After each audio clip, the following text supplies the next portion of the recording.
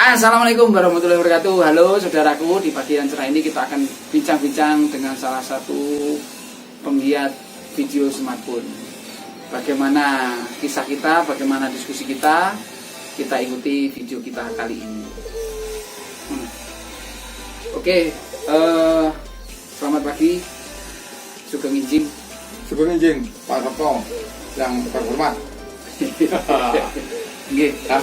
Ini ya kita pagi ini kan mau ngobrolkan tentang videografi ya. Jadi kalau sebenarnya untuk videografi ini yang saya kenal kan biasanya menggunakan kamera-kamera yang lebih khusus lah ya, yang lebih besar, lebih seperti mirrorless, seperti kalau dulu ada kamera yang dipanggul sebagainya untuk broadcast apa. Nah ini smartphone ini menarik karena mudah dibawa, simple gitu kan. Nah mungkin bisa disampaikan apa seluk-beluk dan bagaimana tentang videografi melalui smartphone. Ya, teman-teman Pak Sabto, ya sekedar kita sharing ya teman-teman. Jadi pengalaman yang sudah kebetulan saya juga praktisi sesuai dengan tuntutan pekerjaan. Jadi di satu sisi memang background saya juga tidak punya ataupun mungkin belum punya alat-alat yang memang canggih. Tapi ternyata saya terbaca dari awalnya dari media sosial yang memang yang punya brand ataupun produk jasa maupun barang itu arahnya promosinya ke media sosial. Jadi awalnya dulu saya sih iseng-iseng pakai smartphone untuk pengambilan, terutama kita fokus di bincang-bincang masalah videografi ya. Dengan mengakali bahwasanya saya pribadi masih belum punya alat-alat yang memang menunjang untuk memang bikin video-video yang profesional. Jadi saya coba belajar dari smartphone. Dengan alat yang sederhana ini, pakai handphone, ternyata dari smartphone sendiri sudah menyediakan aplikasi-aplikasi yang bisa menunjang untuk take ataupun pengambilan video maupun editing. Saya coba. Kebetulan saya waktu itu memang belajar terutama ngomong brand nggak apa-apa ya, ngomong produk nggak apa-apa. Jadi saya pakai KineMaster. Yang benar memang KineMaster, bukan KineMaster ya. Ini sekaligus untuk meluruskan. Jadi memang KineMaster itu produk dari Korea. Kebetulan di Indonesia sendiri ini lagi booming dan beberapa teman-teman editing pakai itu. Ya cuma gini, permasalahannya orang yang bikin video ataupun berkepentingan untuk membuat video itu memang keperluannya ada dua jenis.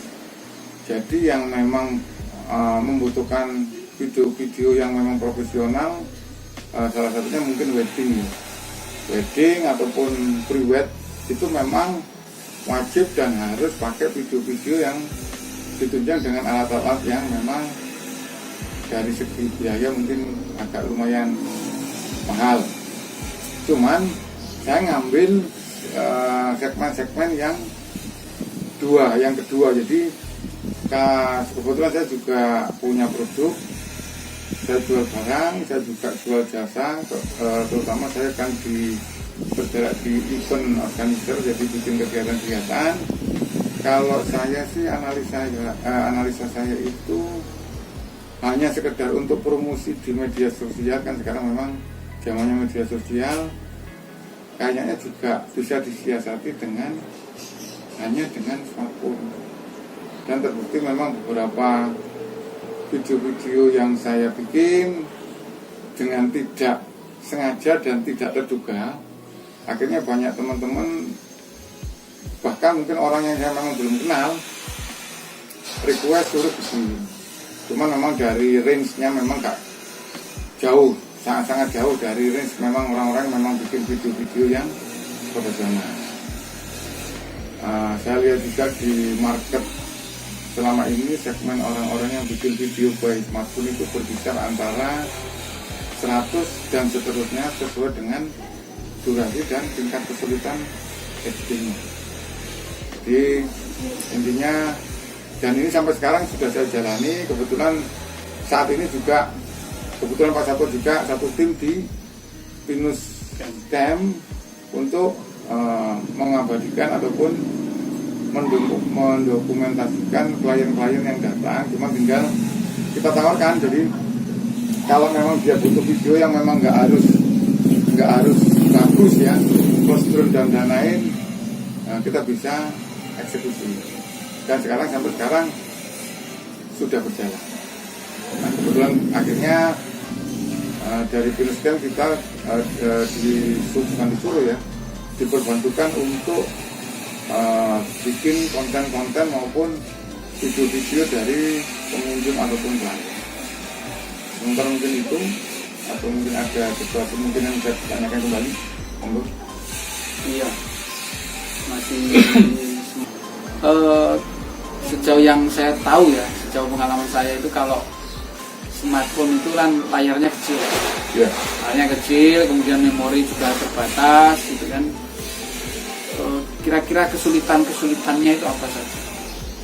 Kalau untuk kesulitan ini, kalau untuk yang kebiasaan sudah pakai yang layar lebar kayak pakai Adobe Premiere ataupun sejenisnya, itu memang kaget ya. Jadi dari yang layar gede ke layar yang kecil, kalau bahasa Jawanya itu gedu dan greweli mungkin ya. Cuman tergantung kita kepentingannya untuk apa. Kalau untuk video yang memang durasi panjang kan memang mau nggak mau butuh prasarana yang memang untuk layar lebar ya, mungkin monitor dan lain-lain. Tapi kalau untuk sekedar kayak seperti YouTube itu kalau nggak salah ada short video, di Instagram itu ada reel, atau di status TikTok apa dan sejenisnya, itu memang hanya butuh durasi yang kurang lebih sekitar 15 detik sampai 30 detik. Jadi mungkin mentelengi layar itu juga tidak terlalu pedes. Lah, fungsinya juga sekarang ini fasilitas kayak reel dan lain-lain itu memang untuk opening promosi. Jadi kalau untuk yang selanjutnya mungkin bisa melalui editing yang memang benar-benar profesional. Selama ini saya memang bikin promosi yang durasi pendek video itu pakai yang shoot TikTok ataupun pakai yang reel. Jadi sekedar biar habis itu sudah otomatis untuk editingnya kan juga tidak membutuhkan waktu lama. Pedes sih gak sepiro, mungkin begitu. Meripati maksudnya. Mungkin itu, monggo. Kesulitan. Tadi keuntungannya kan lebih cepat ya. Cepat. Ya mungkin saya tambahi, kalau untuk eksekusi via smartphone itu selama ini kisaran antara setengah jam, insya Allah sudah kelar, tinggal upload ke media Facebook, ke media Instagram dan sejenisnya. Jadi langsung kayak up to date gitu ya? Ya, di tempat juga, jadi on the spot. Jadi begitu kita mengunjungi sesuatu objek, di tempat itu juga kita bikin video singkat, dan di tempat itu juga kita langsung bisa upload ke media sosial. Ya, mungkin nilai lebihnya ke situ, plus nilai lebihnya juga di singkat pembikinannya.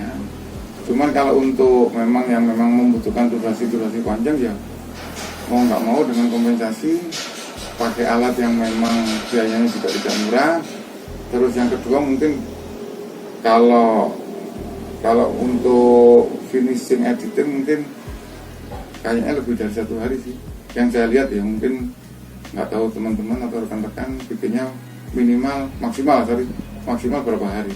Tapi yang jelas kayaknya untuk editing yang memang benar-benar pakai aplikasi yang butuh aplikasi yang sebenarnya mungkin lebih dari 1,5 jam mungkin. Kalau Pak Sato yang selama ini mungkin fokus ataupun spek di video panjang. Iya. Mungkin bisa kasih pendapat juga. Ya kalau ya videografi smartphone itu sebenarnya sudah saya dengar. Cuma saya karena sudah terbiasa menggunakan PC ya, menggunakan layar lebar, kemudian biasa menggunakan software yang lebih bisa lebih leluasa. Itu memang ketika mau edit pakai handphone, kemudian ambil gambar pakai handphone, ini sesuatu yang baru dalam tanda petik ya, kita ya biasa. Tapi karena saya sudah terbiasa pakai kamera yang mirrorless misalkan, memang awal-awal atau bukan awal-awal sih, selama ini yang merasa kurang puas saja kalau menggunakan smartphone. Tapi kalau tadi pertimbangannya kecepatan, pertimbangannya bisa up to date, hari itu berkegiatan, hari itu bisa diupload, ya memang itu menjadi kendala bagi saya kalau harus seperti itu. Karena kita pahami mirrorless itu kan filenya masih di mirrorless gitu kan, nanti ada proses ya mindahkan dari mirrorless kemudian ke komputer, ke PC. Nah itu sudah butuh waktu tersendiri. Nanti kalau PC-nya sudah menyala, kalau belum menyala kita pasti menyalakan PC. Nah kalau PC-nya di rumah, nah harus pulang dulu. Nah ada kondisi-kondisi yang mungkin kalau kita pulang dulu menjadi memperlambat, memang seperti itu. Ya kalau kesimpulan saya tadi ya sesuai kepentingan. Jadi kalau videografi menggunakan smartphone, menurut saya kalau untuk branding, untuk promosi, wah itu sepertinya cocok, prosesnya menunjang ya. Cuman memang perlu diingat juga ya. Jadi intinya ataupun kesimpulannya bahwa orang bikin ambil atau move video itu semua orang bisa. Tapi kalau kita bicara masalah promosi ataupun sejenisnya ya, itu harus pintar-pintar mengambil angle ataupun teknik yang memang menjual. Jadi intinya edukasi untuk pengambilan video memang sama ya edukasinya dengan yang memang benar-benar profesional ya.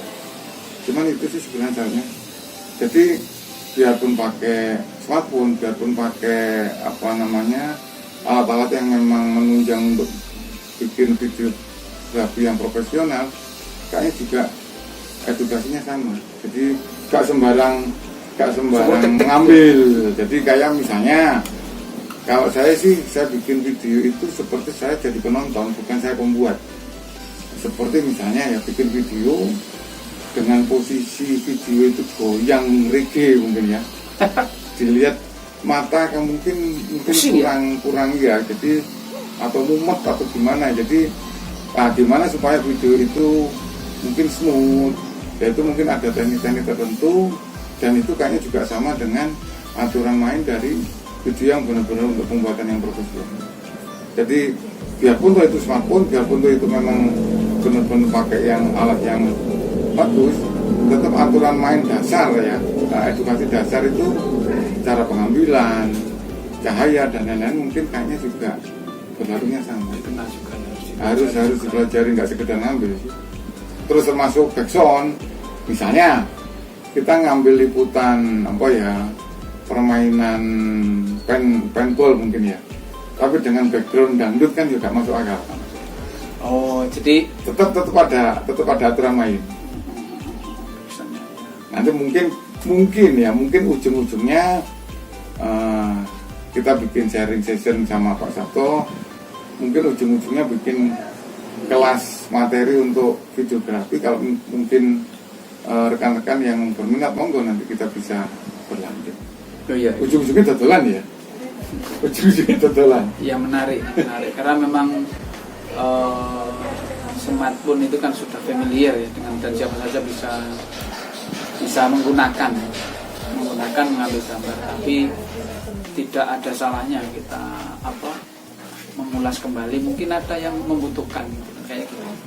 Iya. Kalau untuk kondisi sekarang memang media sosial itu berkembang sangat cepat, penyampaian pesan ataupun info yang kita miliki itu juga tidak butuh waktu yang lama. Cuma memang harus ditunjang dengan visualisasi ya.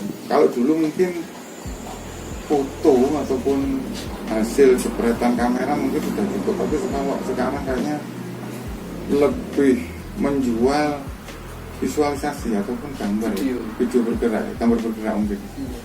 Cuma itu sih. Jadi mau nggak mau ya tetap kita ikut teknologi yang sudah jalan dan akan berjalan, akan datang ya. Kayak gitu sih. berlaku juga untuk memang Ya mau tidak mau kayak gitu ya. iya, Nanti akan iya. digiles. Digiles zaman. Digiles oleh perubahan teknologi. Iya. Kalau mungkin gini aja Om, bincang-bincang kita cukupkan Iya. di tema Kita nanti tadi ya, berlanjut. kekurangan dan kelebihan smartphone. Insya Allah di yang lebih jauh tentang mungkin teknik dan sebagainya kita lanjutkan di pertemuan Sesi mendatang. kesempatan yang Sesi mendatang. selanjutnya. Baik, saudaraku, ini tadi bincang-bincang kita sedikit mengenai pemanfaatan smartphone, videografi menggunakan smartphone, kelebihan dan kekurangannya ya sesuai dengan kebutuhan saudara-saudara semua ya, mau kita gunakan untuk promosi atau yang lain.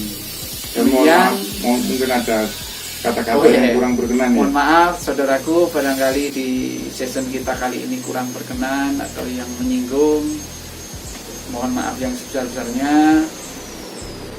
Insya Allah kita lanjutkan di video yang berikutnya. Sampai jumpa.